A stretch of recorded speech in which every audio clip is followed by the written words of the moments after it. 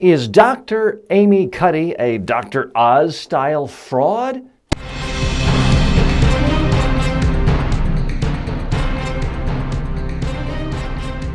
Speaking, the show about effective speaking in public, to the media, at work, and in life. Speaking with TJ Walker. Wow, am I going to get some hate mail for this, folks? First, a little background. If you're not familiar with her, Amy Cuddy is the wildly popular, successful psychologist at Harvard Business School who has made the second most popular TED Talk of all time. As of today, she has 35.5 million views of her one speech on TED, which is 31 million views more than I have. So why do I make the allegation that she is a fraud? A little more background. In her speech, she talks about things people can do to be more confident when giving presentations in life, speeches, job interviews, other important events. Her number one takeaway, her number one suggestion, her number one visual at the end of the speech is that if you do a Wonder Woman pose, a power pose, that will make your body feel confident and you'll be more confident. Your body language will affect your psychology. You'll actually be more confident and do a better job. People love this. It seems like the magic bullet. Why am I saying this is a fraud at the level of Dr. Oz? Now, Dr. Oz, as you'll recall, got into a lot of trouble for peddling magic green coffee beans to help people lose weight. Now, if you read Dr. Oz's books, most medical experts are saying they're great. He has a tremendous reputation. He also went to Harvard. He has impeccable reputations as a professor, as a teacher, as a surgeon. The vast majority of his content on his shows is considered to be pretty good. But when you do a show on health and weight loss, you can't just say the same thing every day. You can't just say, you want to lose weight? Here's the secret. Eat lots of fresh vegetables and fruit, eat smaller portions, and walk 10,000 steps a day, and avoid a lot of processed foods and sugar and garbage. You can't say that every day. So he came up with new stuff. Ooh, look at these magic beans. And it turned out to be totally bogus. I feel there's a great deal of similarity between what Dr. Oz did and what Amy Cuddy's doing. Now, when I say fraud, I don't mean to suggest that she did this falsifying research. I don't mean to suggest that she's in violation of any SEC regulation or that she's lied. To me, it's fraud in the larger sense of just fundamentally misdirecting people away from what is important and actually helpful to something trivial. People watch her whole speech and their takeaway is, I've now got a magic bullet for my next speech. If I do the Wonder Woman pose for a couple of minutes, I'm going to be so much better. Here's the thing. It just isn't true. How do I know this? Amy Cuddy is a big fan of research. By the way, she has a whole new book. Her speech was so popular, she got a huge book deal. It is a fabulous bestseller, Presence, and I've read that too. Again, it's not that there's any willful misinformation there. I just think she's missing the whole point and getting an awful lot of people to focus on the wrong thing. Now, she says if you want to give, for example, a better speech, the speech of your life, do this Wonder Woman pose. Here's the problem. If you still have a bad, boring data dump speech, feeling a little more confident isn't going to help. People still aren't going to like you. Here's my big problem with Amy Cuddy is she has a wildly successful speech. And what she points to as one of the main reasons for why it was successful isn't valid. Hear me out. Here is my thesis. If Amy Cuddy gave the exact same speech she gave at TED, but didn't do a power pose, I would contend it would still be a great speech and a wildly successful speech. Why? Let's look at her speech. In her speech, she has a great, powerful message. She doesn't do a data dump. She has a fantastic story, a personal story, where she talks in detail about a car injury where she was massively injured, where she had to relearn how to think and talk. She lost all sorts of IQ points. It took her 4 extra years just to get through college. She had a moving story. It was powerful. She had dialogue, emotion, setting, characters. All the things, in fact, that the Anthony Robbins of the world and the Zig Ziglars of the world and the Dale Carnegies of the world have been talking about forever. She comes across likable, charming. She doesn't do a data dump. Her slides are great. She has images, a Wonder Woman pose, not a whole bunch of text. So I would contend Amy Cuddy's speech is wildly successful because she followed basic principles of good speech making. She narrowed her messages down to just a few. She illustrated her stories with powerful she illustrated her points with powerful personal stories, and she used images that weren't text-based. Now, you can't do a speech saying that and get more than about 30 views. I know, I've made thousands of videos. If you actually tell people what it takes to give a good speech, it's not particularly interesting to people. They'd much rather latch on to some new magic gimmick. Oh, if I do a Wonder Woman pose. So here's the real test for Amy Cuddy's speech. If she didn't do her Wonder Woman pose, but gave her speech exactly as she did, compelling personal stories, likable, engaging, just a few points, great visuals, her speech would still be wildly successful and effective. If she did a power pose, a Wonder Woman pose, but gave the traditional speech of lots and lots of points, no personal stories, lots of text on slides, I contend her speech would be instantly forgotten, would frankly be a bomb. She might feel more comfortable, but it would still be wildly unsuccessful as a speech. So that's my problem, is that she's fundamentally focusing on the wrong thing for people. And it's an easy out. It's a gimmick. Back to the Dr. Oz analogy. People are always looking for this new magic diet pill, a new magic coffee pill, a Thigh Master machine.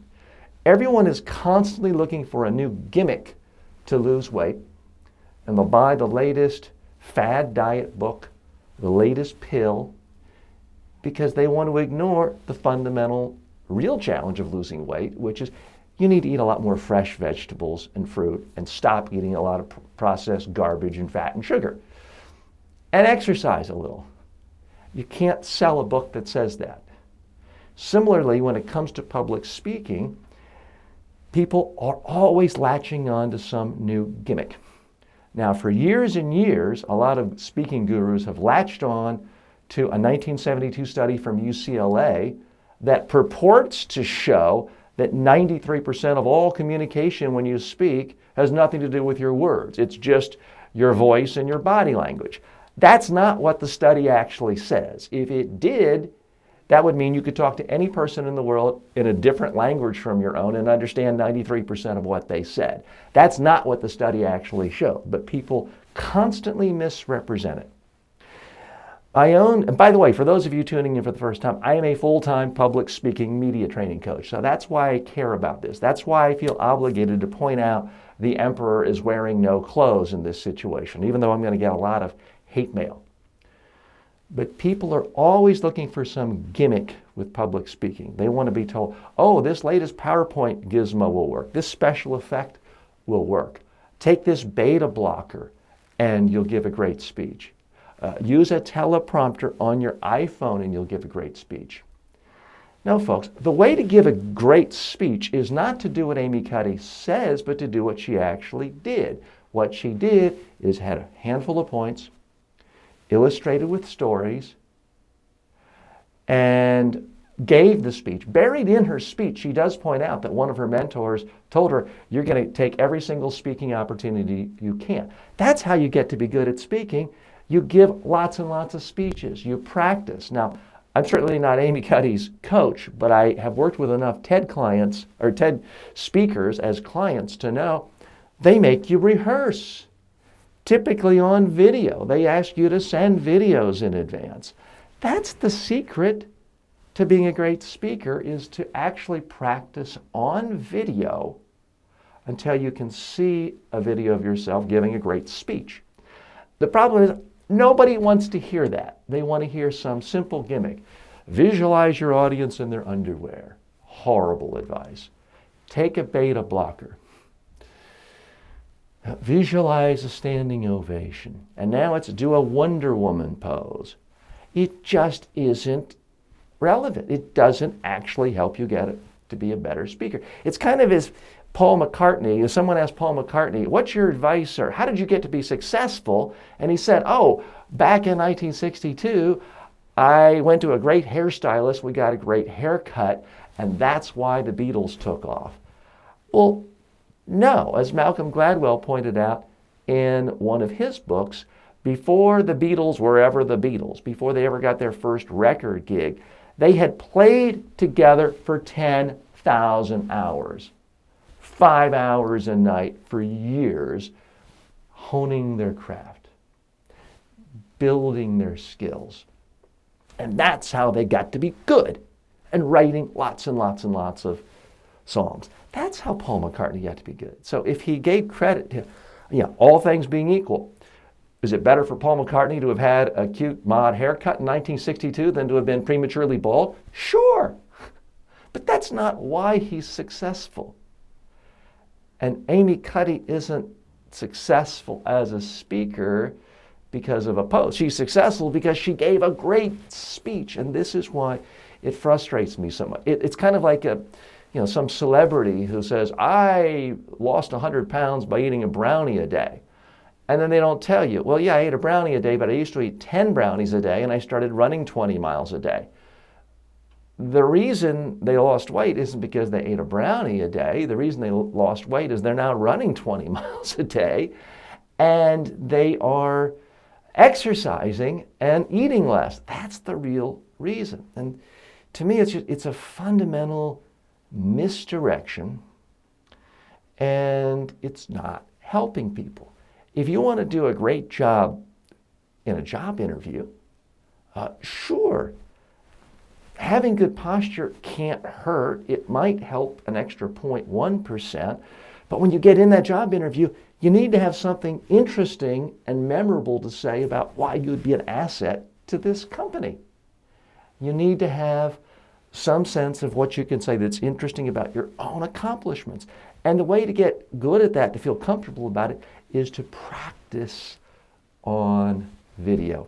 More on this in a moment. For a free, no-obligation online public speaking or media training course, go to MediaTrainingWorldwide.com and start learning today.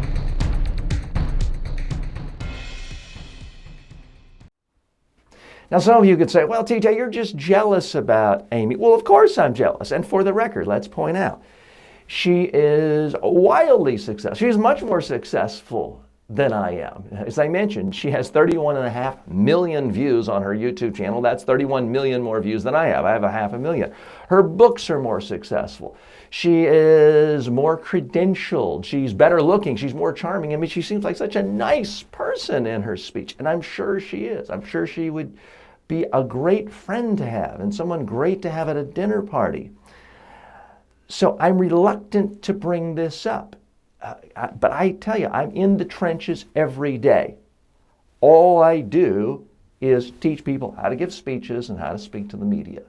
And I work with hundreds of people a year all over the globe. And I'm starting to hear from people referencing her as, oh, I know what to do. I need to do my Wonder Woman pose. I'm like, that is so irrelevant. That is just not even 0.01% of what's going to help you be a better speaker. If you want to be a better speaker, figure out the 5 most important ideas that are going to motivate your audience to do what you want. Illustrate each point with a story. Ideally, you make it as personal and as interesting and as memorable as Amy Cuddy's story. If you're going to use visuals, do what Amy Cuddy did. Use a picture, not a bunch of text. And practice, as Amy Cuddy says she does, but no one ever hears this part. Take every speaking opportunity you get. Speak, speak, speak, speak. It's something she doesn't mention, but I'm willing to bet she does. Practice on video until you like what you see.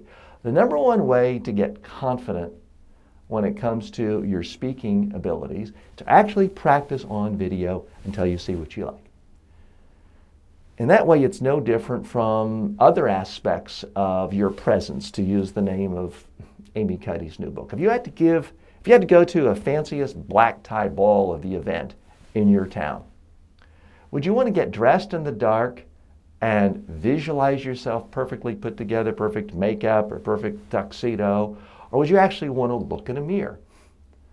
I'm willing to bet you don't want to leave the house or the apartment until you've looked in a mirror. You want actual visual confirmation that you're put together, hair, face, clothes, the way you want. Speaking is no different, whether it's giving a big keynote speech or speaking in a job interview. If you actually want confidence, look at how you're coming across. The only way to do that is on video. And folks, that's the equivalent of a nutrition expert saying you need to eat a lot of spinach, broccoli, salads without much salad dressing. People know it, they say, yeah, but they don't want to hear it, and they don't want to take the act because it seems like hard work. I'm here to tell you, there's no way around the hard work. There's no simple gimmick of changing your posture or spreading your legs, she talks about as the male dominant position, or putting your hands on your hips, the Wonder Woman pose. Could that make you feel a little bit better? Sure. But you can feel better and still be an awful speaker. You can feel better and still not say anything remotely interesting or memorable. So when you're speaking in a job interview, a board presentation, a new business pitch, remember, your goal is not to feel comfortable. Your goal is to actually communicate, to get people to understand your ideas, remember them, and therefore take action. And that's why all this research that Amy Cuddy shows fundamentally isn't relevant, because it's not revolving around the fundamental question. The question shouldn't be, what will make you feel a little more comfortable? The question is going to be, what's going to help you actually accomplish your job of communicating? If you know you're doing that, guess what? It actually becomes virtually impossible to be nervous or uncomfortable. If you know you're going to communicate, if you know people are going to understand you, remember your messages, it actually becomes extremely difficult to be nervous or uncomfortable. I'm TJ Walker. For my regular viewers and listeners, I appreciate you as always. You know, this show it's a daily show, and we always take your questions. This show is a little bit out of format. If you have questions, please send them to me, info@mediatrainingworldwide.com. You can also post on the blog at mediatrainingworldwide.com or any of the social media outlets where you are listening to or seeing this. If you disagree with me, state your reasons. I know some of you love Amy Cuddy. You're going to hate me. You want to rip me apart? Fine. I won't censor you. Feel free to post a rebuttal on the website or anywhere where you see or hear this. If you think I'm fundamentally missing something, again, for the record, I'm not saying she's doing anything illegal or fraudulent in a security sense. But I think it is a massive disservice to people, and frankly, especially women, because I see so many women relating to her. It's a massive disservice when Amy actually knows how to be a great presenter, and she knows the secrets, and yet she's steering people to something that is just such a wasteful tangent. I'm TJ Walker. As always, may all of your speeches and presentations in life be a huge success. Speaking with TJ Walker is the #1 rated daily streaming TV and radio show devoted to all aspects of speaking and communication. If you received value from this show, then please subscribe to it at MediaTrainingWorldwide.com. Please review the show, leave comments, and share it with your friends and colleagues today.